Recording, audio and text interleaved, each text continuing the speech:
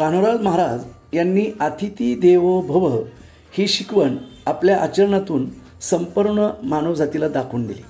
महाराजांच्या घरी आलेला पाहुणा कधीही उपाशी परत जात नसे।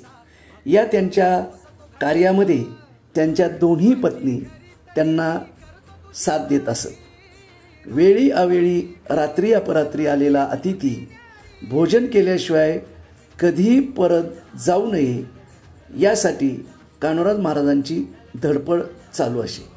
त्यांची ही कीर्ती ऐकून एकदा प्रत्यक्ष पांडुरंगच अतिथीच्या रूपात त्यांच्याकडे आला। महाराजांनी त्यांना भोजनाचा आग्रह केला। पांडुरंग भोजनात बसले असता कान्होराजांची मुले त्या ठिकाणी खूप गोंधळ करत होती। पांडुरंगाने महाराजांची परीक्षा पाहण्यासाठी जिथे अजिबात शांतता नाही तिथे मी भोजन करत नाही असे सांगून भोजनास नकार दिला। कान्होराज महाराजांना आपल्या मुलांचा खूप राग आला। त्यांनी मुलांना धरले आणि घराशेजारी असलेल्या आडात नेऊन टाकले आणि अतिथीरूपी देवाला त्यांनी भोजनाचा आग्रह केला।